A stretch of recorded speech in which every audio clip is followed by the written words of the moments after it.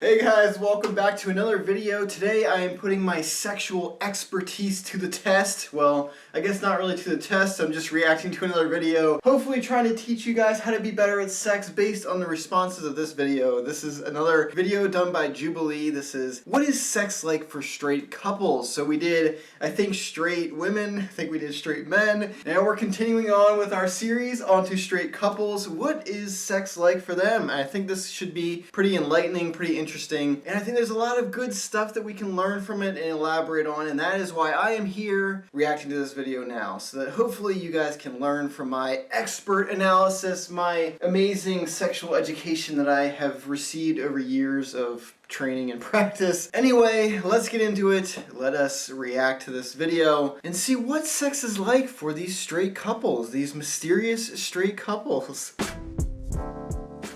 How long into your relationship did you wait to have sex?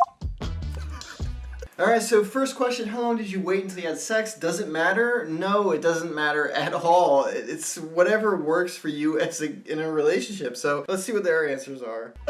So like 3 hours? I'll let you answer first because your answer is always wrong. In my head, it was 3 days. 3 days, but 3 times that we've hung out, not 3 days. 3 times that we hung out. Okay. Yes. I think it was a month. Our relationship, we took really seriously that we should learn to love each other first before having sex, not making sex the reason why we're in love with each other. Well, we still haven't. We are waiting until marriage. When we first began talking or began dating, we both knew immediately that that's where we stood. I am lucky to find someone who was also willing to wait. But yeah. Alright, so got a wide variety of answers. It doesn't matter really. You wait as long as you feels right for you to wait. I think I did a video on this, and yeah, I definitely did, so check it out. Maybe I'll link it up here if I remember to, maybe not. So just go and find it, search my entire channel. While you're there, just go ahead and subscribe and get more content like this. But in terms of analysis, nothing really to analyze here. The only advice I can give you guys is do what feels right. Don't rush into anything if you feel uncomfortable about sex. First of all, it's not going to be good if you rush into it. Second of all, you just shouldn't rush into it because sex puts you in a really vulnerable position. There are consequences to having sex. Do it with the right partner and talk about it. And then you will have better sex and you'll have better relationships and you won't regret all of your decisions when you are, I don't know, on your deathbed. Wherever you would regret your decisions, then you won't. Do you use any toys? If so, which ones? Okay, so toys are a great thing to add in if you want to spice up your sex life. It adds to variety. Variety hits on mental stimulation because if it is something new and exciting, something that you're not used to, you're varying the sex you're having, it instantly makes it more interesting because then you're excited to try something new, right? So it's going to improve your sex life. Whether or not the physical sensation that you are getting from the toys is that great, just that mental factor of just kind of like introducing this new exciting thing is going to be powerful and pleasurable. So definitely try it. Let's see what these guys say about it though. Vibrators, collar, my favorite. I really want him to learn how to, like tie me up and rope. If I had known like that was gonna be part of my journey, I probably would have joined the Boy Scouts or something, you know? So how do you not know how to tie someone up? I mean, you just tie like the most simple knot and tie it to something else, right? And you guys wonder how sex coaches stay relevant? It's because there are people like this that can't quite figure out how to tie someone up. I mean... We're fine with using them, but we don't need more spice. I think that would be a lot. It would be a lot. We don't use any toys. I would say I'm old-fashioned. I'm all for it if you feel good and that helps. So if anyone could maybe sponsor us.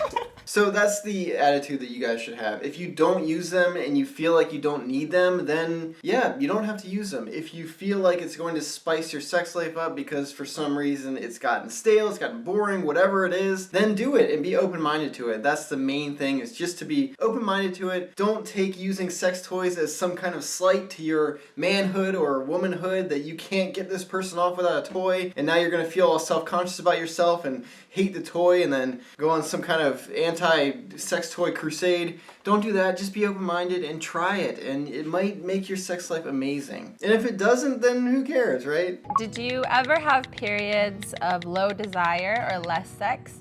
And how did you get through those or bounce back? Okay, so another kind of boring question. The answer to this one is most likely going to be yes. Most couples are going to kind of ebb and flow with their sexuality, with how much sex they have, based on other external factors in their life. Not everyone has time to have sex marathons all day, every day, that you might have had when you first started dating. Then you move in, you have other responsibilities, maybe you have a kid, and then you can't have sex every single day, and these things happen. Also, other circumstances mentally can kind of lower your libido. Are you stressed out? Is something else happening in your life? Are you extremely busy with work or just have other things on your mind? These things are going to change your libido and sex drive. So it's completely normal. It doesn't matter as long as it's not like something that's obviously ruining your relationship, and you will know that if you are in a relationship where this is happening. So, I mean, I feel like this question's kind of obvious. The answer is going to be yes, I think, for everyone. I think we're currently in one now. Yeah. We've been together 2 years actually, and we celebrated by moving in together. I did realize that after we've moved in, we've had a lot less sex. I noticed that too, but we've been really busy. Like Yep. the furniture, finals, planning vacations. You look sad. The other thing with that is that I feel like when you know you can have it, if you move in with someone and you know you can have sex all the time, it makes it a little bit less alluring maybe. For some people, I will say, for others, no. But, I mean, that could be it. If you know that you can't always see each other, then it becomes more of a pressing thing, like, oh, I want to have sex with this person because I don't know how long it's going to be until I can have it again. So I'll text him in the morning time, even though he's in the bed right next to me. Normally like the cat emoji or like something just letting him know like I want some. You know, make me feel wanted, and I'll, return the favor, make her feel wanted, and, just building up the anticipation throughout the day, throughout the week. I mean, is this guy like a sex coach? That's perfect. Build anticipation throughout the day, maybe even plan a sexual experience, and it's going to be amazing. It's going to be explosive, if you will. It's going to be awesome. So good on them. They're probably having pretty good sex. I had a low sex drive when Shan was pregnant, and it wasn't because I didn't desire you. We just were limited in the type of sex that we could have at that time. Although we still had sex, it wasn't like it was in the past. Yes, but I think a rule that we set really early on, which I don't know if we ever verbalized, but I don't ever turn you down and you don't ever turn me down. Yeah. Even during pregnancy sex, when I knew that you weren't enthusiastic, if I came on to you, you would still be like, oh, okay. Like, you know? I didn't do it like that. Not like that, but. So I actually like that because it always makes your partner feel wanted, loved, desired, and you never have this kind of moment of like, they're horny, you're not into it, and then you kind of say like, no, I'm not that into it, you don't have sex, and then they're thinking the rest of that night like, okay, not only am I horny, but what did I do wrong? My partner hates me, my partner doesn't like me anymore, and insecurity is not good for any relationship, and it's definitely not good for any sexual experience. What is your favorite position? Oh, wait. Ready? Yeah, I'm ready. 3, 2, 1. From the Reverse back. cowgirl. 3, 2, 1. Doggy. Doggy. You on top.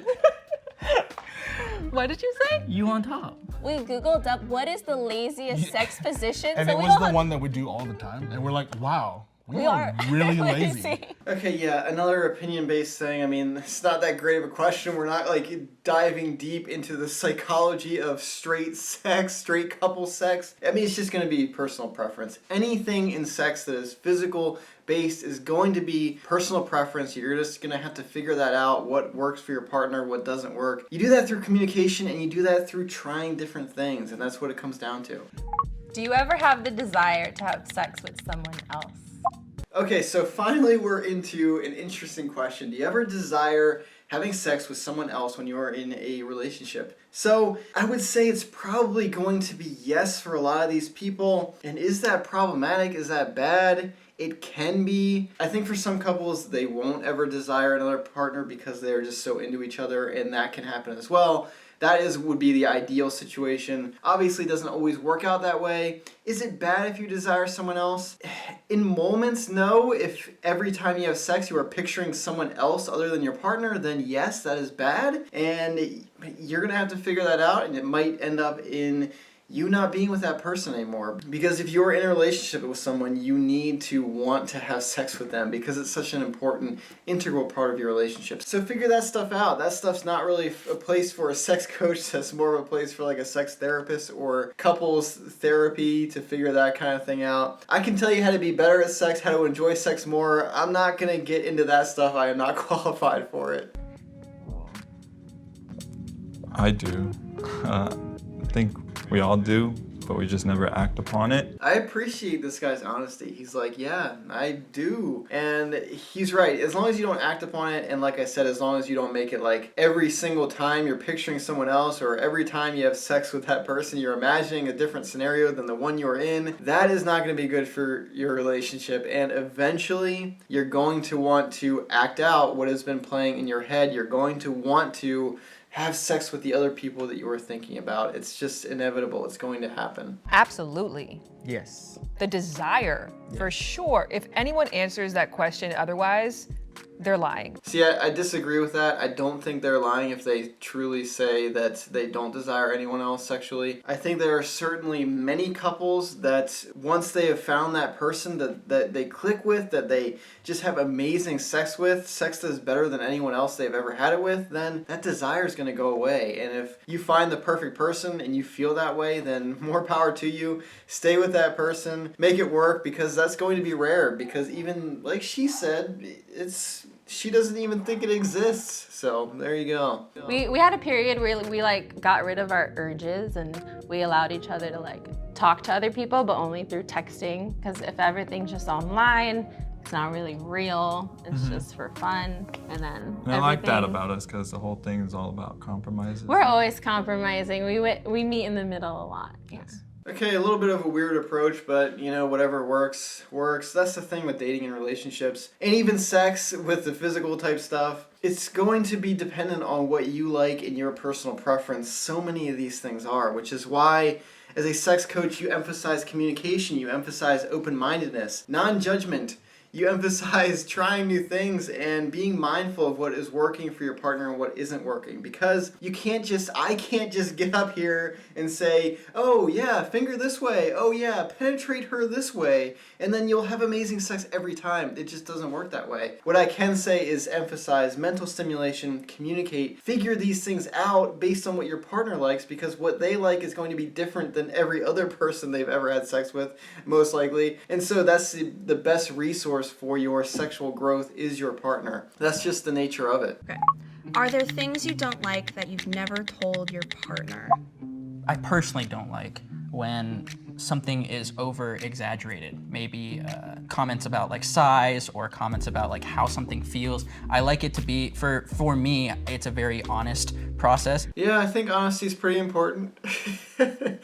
I guess he doesn't like if his girlfriend's like, wow, your penis is gigantic huge. He would rather her say it's average sized. No, we have this thing where he gets too into it, too excited, and I don't quite get there because I know first. he does he finishes his work first, and he does a good job at like making sure I'm satisfied too. So many men do this. They kind of forget that women take longer to get aroused, to get ready for the sex than men do. Men are basically ready instantly, and once we get there, all we want is the sexy time, the penetrative part, and we're like, whatever, what's foreplay? You know, I don't need it, so why do you need it? And it's a mistake that a lot of men make, and it doesn't lead to great sexual outcomes, I will say. For men, I always emphasize slow down, spend more time with foreplay, try to push those arousal feelings down just for a little bit,